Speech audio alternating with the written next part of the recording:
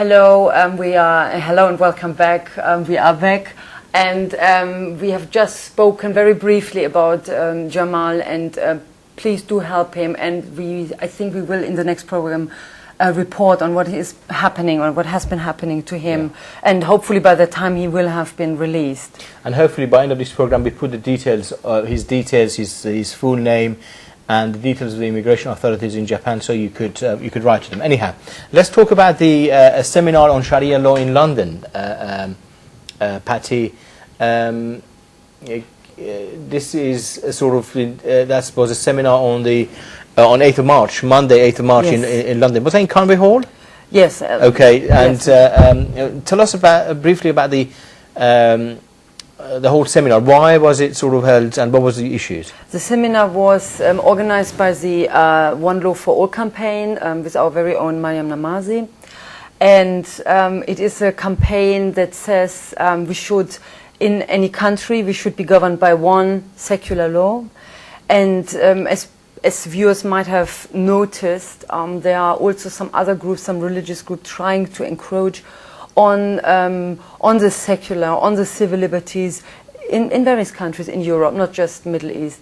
And here in Britain, as in other countries, Church of England, of course, has already a firm grip on our civil liberties and our secular and democratic rights.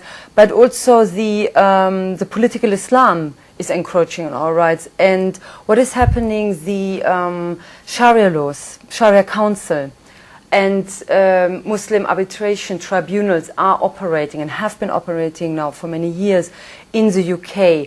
They present themselves as being very legal, giving very good advice. They don't really mention on their website, and that came also out in the seminar, they don't really mention that nobody's really bound by what they are actually advocating. And of course, what we can imagine from these kind of courts and tribunals is they're giving all the advice based on Sharia. And if you know the one or two things about Sharia, it is not for equality between men and women. Let's, Patty, for a moment, just can we show a clip from the conference? Yes. We'll come back to discuss Yes. it. If you can show that. But I do think that one thing we have absolutely to stick to is that the only laws that can be made in a democratic country are made by Parliament. If you don't like them, vote out that Parliament to get a new set of lawmakers. And no one else has got any right of any sort to lay down the laws of this land or any other land. And that just has to be a fundamental principle. It's one which took literally centuries to establish in Britain and other democratic countries. It's still imperfect in many ways. I think more you stiff about what's wrong with politics and parliamentarians at the moment. That's a subject for another debate. I remember, fantastic I thought, a couple of years ago when Labour said it would ensure that all faith-based schools, because they're funded by you and I, would be compelled to have 25% of the pupils from any other background. So they could be religious, non-religious, of other backgrounds. Within 4 days. 4 days is all it took for the bishops and others in the House of Lords and so on to get rid of this very important change that would have been brought in to faith-based schools, which we shouldn't have anyway, in my view, and we should be completely in favour. I disagree with Pragna, although I'm very, very interested in the result.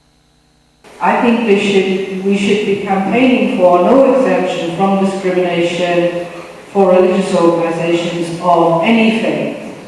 And that is something that we could campaign around, and it is of some urgency now in relation to the Equality Bill, not to let Harriet Harman be bullied or intimidated either by the Pope or any other man in frocks, or any other men or women in frocks, indeed. To be bound by the Human Rights Act, there need to be public bodies. And as far as I've read, the Muslim arbitration tribunals and Sharia councils are not public bodies under the definition of the Human Rights Act. And unless the services that they provide can be classed as services that public bodies provide, then we can actually take them to the Human Rights Court and challenge them there. However, there has been a new right which was given by the European Court of Human Rights Act, which was if you can collect 1 million signatures from EU citizens, then you can suggest amendments or introduction of new treaties into the human rights policies.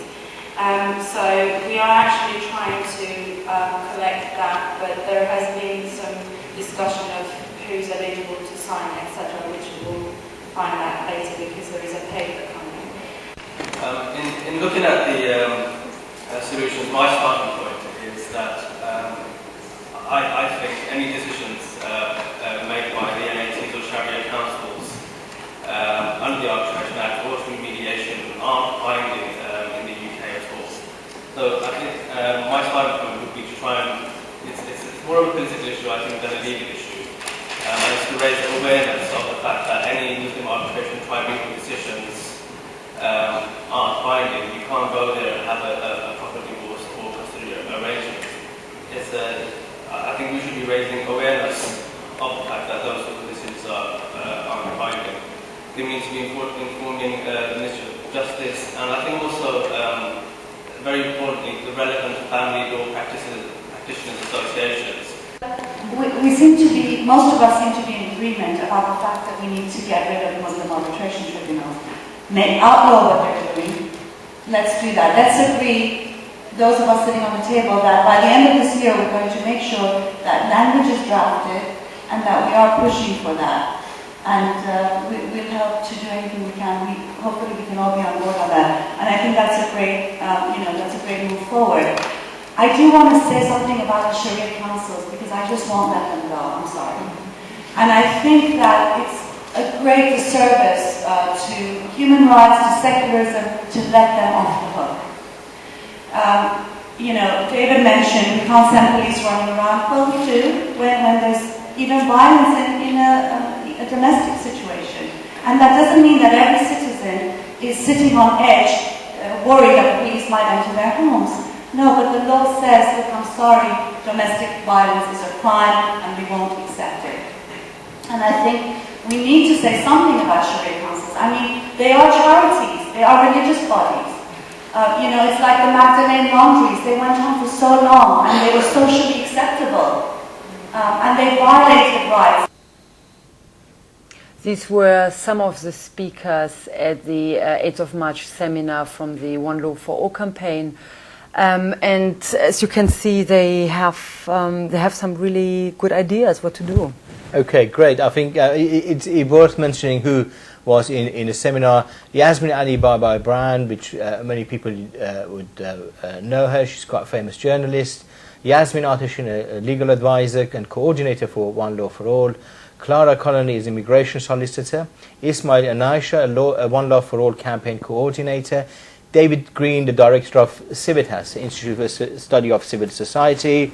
And also we had Dennis McShane MP, Rooney Mia, solicitor and a member of the Council of Ex-Muslim of Britain. Maryam Namazie, spokesperson for One Law for All.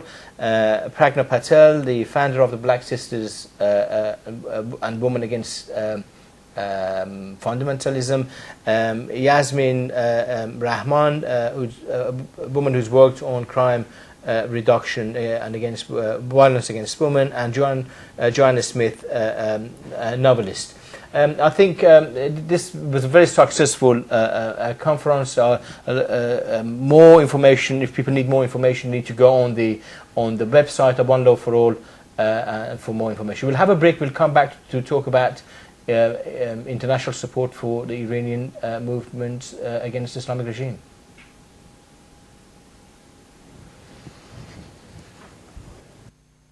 As a flame